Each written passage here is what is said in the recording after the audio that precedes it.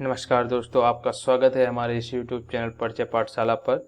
आज के इस लेक्चर में हम बात करेंगे सीक्वेंस से जुड़े ही एक टॉपिक के ऊपर। आप कह सकते हैं बोल जानो ब्रेस्टॉस थ्योरम फॉर सीक्वेंस। कहने का मतलब ये है कि सीक्वेंस में बोल जानो ब्रेस्टॉस थ्योरम किस तरह से यूज होती है या उसका स्टेटमेंट क्या है। हमने सेट में भी बोल जानो ब्रेस्टॉस थ्योरम पढ़ी है, लेकिन वो बोल-जानो-वेस्टरॉस थ्योरम फॉर सेट है। अब हम इस लेक्चर में बात करेंगे बोल-जानो और वेस्टरॉस थ्योरम फॉर सीक्वेंस के ऊपर। यानी कि सीक्वेंस में ये जो हमारी थ्योरम है बोल-जानो-वेस्टरॉस थ्योरम, वो किस टाइप से यूज होती है उसके बारे में हम इस लेक्चर में डिस्कशन करेंगे। अब हम बात करते हैं बोल-जानो-वेस्टरॉस थ्योरम पर। तो इससे पहले मैं आपको मित्रों बता दूं कि मैंने पिछले लेक्चर में आपसे एक क्वेश्चन पूछा था जो कि हमारा कन्वर्जेंट, डाइवर्जेंट एंड ऑसिलेट वाला था, और उसका आंसर मैंने कमेंट बॉक्स के माध्यम से आपको बोलने के लिए कहा था। तो उसका जो आंसर है वो मैं भी इस वीडियो में आपको बताऊंगा, और साथ ही साथ इस वीडियो को ध्यान से देखिएगा क्योंकि इस थ्योरम से रिलेटेड एक क्वेश्चन में भी इसमें पूछने वाला हूं। तो चलिए शुरू करते हैं। बोल-जानो-वेस्टरॉस थ्योरम क्या होती है? बोल-जानो-वेस्टरॉस थ्योरम, ठीक है। तो पहले मैं इस थ्योरम देखूंगा और फिर मैं आपको एग्जांपल आपको बताऊंगा, ठीक है। तो थ्योरम को हम प्रूव करने वाले हैं यहाँ पर। एवरी थ्योरम का जो स्टेटमेंट है वो कुछ इस प्रकार है मित्रों। Every bounded sequence has cluster point या limit point. Every bounded sequence has a cluster point या limit point. Limit point, cluster point, accumulation point, condensation point, ये सब लिमिट पॉइंट के ही नाम है, ये हम सब जानते हैं, ठीक है। तो इसका प्रूफ हम करेंगे और इसके एक और इसका स्टेटमेंट है वो मैं आगे चल के आपको बताऊंगा। पहले यहाँ पर हम समझेंगे कि every bounded sequence has a cluster point. इस स्टेटमेंट से लेकर हम इसको प्रूव करने वाले हैं, और वैसे भी इसका स्टेटमेंट यही होता है, ठीक है। और तो शुरू करते हैं प्रूफ से। Let action be a bounded sequence. माना कोई एक्शन है जो कि बाउंडेड सीक्वेंस है, तो मैंने उसको मान लिया लेट एस इक्वल टू, एक मैंने सेट बना लिया action such that n belong करता है कैपिटल एन, जहाँ जो कैपिटल एन है वो हमारा नेचुरल नंबर है, ठीक है ना। तो ये जो कैपिटल एन होता है ये नेचुरल नंबर होता है, ऐसा हम सभी जानते हैं। तो इसमें हम क्या करेंगे इसके बाद, सिंस द सीक्वेंस एक्शन, मान लिया एक्शन भी जो है हमारा वो बाउंडेड है, ये मैं बता चुका हूँ, ठीक है। क्योंकि एक्शन जो है हमारा बाउंडेड है तो hence S is bounded set. देखिए जब एक्शन हमारा बाउंडेड है तो इसका जो सेट आने वाला है, एन यहाँ पे वन नेचुरल नंबर है, तो जितने भी सेट के एलिमेंट होंगे या मेंबर होंगे वो सब, उस सीक्वेंस जो बनेगा वो हमारा क्या कहलाए, उस सीक्वेंस का हम जो सेट बनाएंगे वो हमारा बाउंडेड सेट हो जाएगा। यानी कि एस जो सेट बनेगा वो हमारा बाउंडेड सेट कहलाएगा, ठीक है ना। अब देखिए नंबर एक, इसमें दो कंडीशन आती हैं। कैसे? अब देखिए बाउंडेड सेट तो बनेगा, लेकिन अगर वो सेट बाउंडेड जो भी सेट बाउंडेड है, अगर वो सेट इनफाइनाइट है तो क्या हम करेंगे, अगर वो सेट फाइनाइट है तो हम क्या करेंगे। तो दो सेट, मतलब सेट तो बाउंडेड होगा, लेकिन सेट, उस बाउंडेड सेट में भी दो प्रकार के सेट होंगे, पहला इनफाइनाइट सेट, दूसरा फाइनाइट सेट। तो पहले हम बात करने वाले हैं कि ऐसा हमारा अगर कोई इनफाइनाइट सेट है, अगर इनफाइनाइट सेट है तो इसके अकॉर्डिंग हमको क्या दिखाना होगा कि सीक्वेंस के पास लिमिट होगी, क्योंकि बाउंडेड सीक्वेंस के पास लिमिट होगी। अब वो देखना हमको यहाँ पर ये है कि लिमिट होनी चाहिए, ये कंडीशन है। अब इनफाइनाइट सीक्वेंस में, मतलब इनफाइनाइट सेट में अगर मेरे पास लिमिट आ रही है या फाइनाइट सेट में वो लिमिट हमको मिल रही है, ठीक है। लेकिन स्टेटमेंट हमको प्रूव करना है, तो हम इनफाइनाइट में पहले स्टार्ट करेंगे, इनफाइनाइट से। तो when S is infinite set but it is bounded. लेकिन देखिए एस हमारे पास इनफाइनाइट सेट है, ठीक है, यहाँ पे मैं लेट कर रहा हूँ, ध्यान दीजिएगा। इफ अगर एस हमारा इनफाइनाइट सेट है but it is bounded set, so it is has at least one limit point. देखिए यही तो कहती है, अगर क्या कहती है बोल्जानो-वेस्टर्स थ्योरम कि every bounded sequence has at least one limit point, ठीक है ना। लेकिन वो किसके लिए था, सेट के लिए था। अभी यहाँ पे सीक्वेंस की बात है, यहाँ पे भी कहता है कि every sequence has one limit point. तो हमने अगर कह दिया इसके अकॉर्डिंग चलें तो S is infinite but it is bounded, तो इसके पास एक लिमिट पॉइंट 100% होगा, ये हम जानते हैं। अब ये देखिए हमने क्या किया, since every infinite bounded set has at least one limit point. देखिए वही बात आ गई, ये बोल्जानो-वेस्टर्स थ्योरम फॉर ए सेट वाली जो थ्योरम थी। देखिए मैंने आपको शुरुआत में ही बताया सीक्वेंस और सेट में बोल्जानो-वेस्टर्स थ्योरम आती है, लेकिन उनके अलग अलग कहने का जो मतलब होता है वो अलग अलग। वहां पे सेट के लिए डिफाइन किया गया, यहाँ पे सीक्वेंस के लिए डिफाइन किया गया। तो सेट में क्या है कि अगर सेट जो होगा बाउंडेड होगा, अगर उसमें एटलीस्ट वन लिमिट पॉइंट 100% होंगे, वही यहाँ पे मैंने लिख दिया। जब इनफाइनाइट होगा तो उसमें भी एक इनफाइनाइट बाउंडेड सेट होगा तो उसमें एक एटलीस्ट वन लिमिट पॉइंट होगा। सो एवरी एनवीडी, अगर मैं उस लिमिट पॉइंट के एनवीडी ले लेंगे, यानी कि उसकी मान लिया एनवीडी ले लिया और मान लिया मैंने लिमिट पॉइंट मेरे पास पी आया, उस पी के हमने नेबरहुड बनाए, इस पी के हमने नेबरहुड बनाए तो उसके आसपास कंटेन करेंगे इनफाइनाइटली मेनी टर्म्स। मतलब यहाँ पे टर्म्स याद कर लीजिए क्योंकि ठीक है ना, तो इनफाइनाइटली मेनी टर्म्स या पॉइंट, ठीक है, पॉइंट करेंगे infinitely many point of S.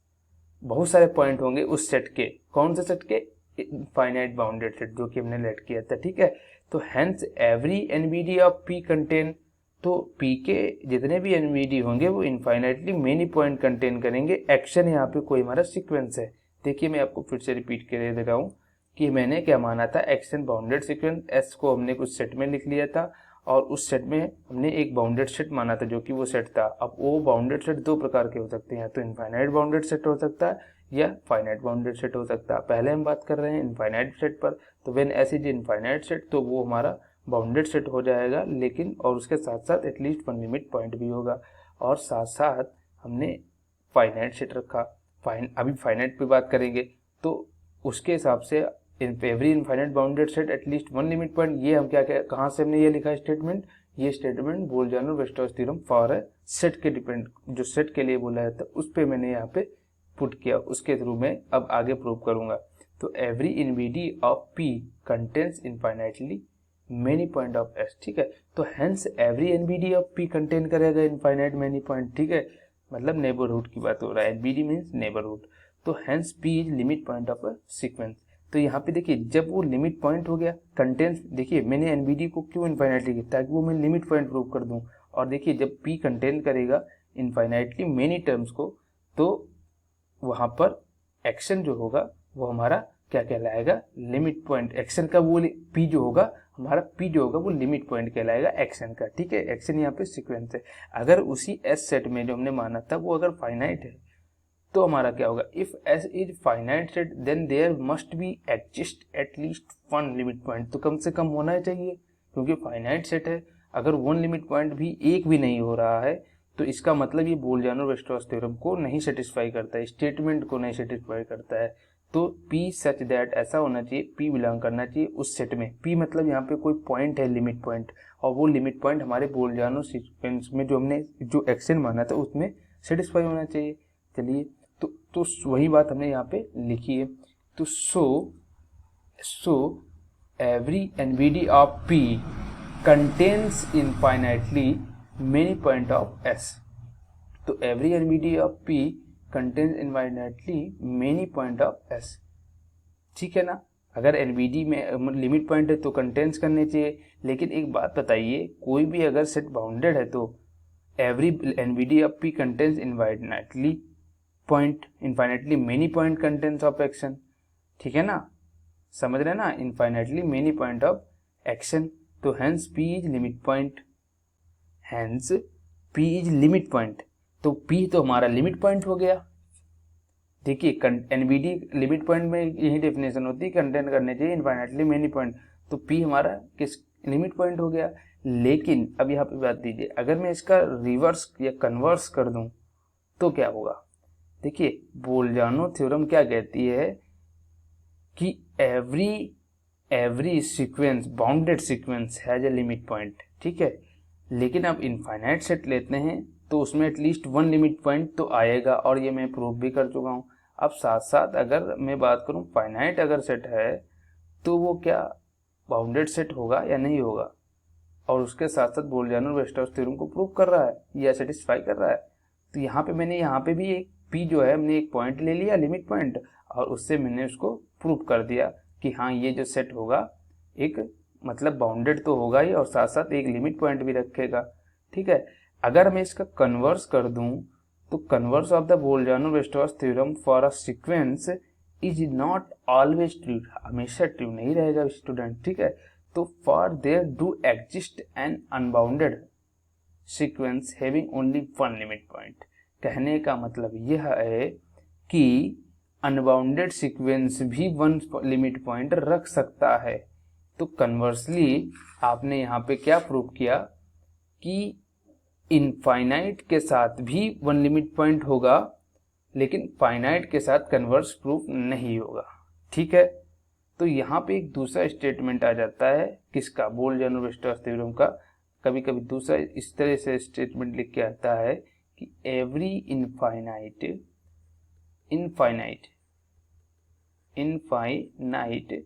Bounded sequence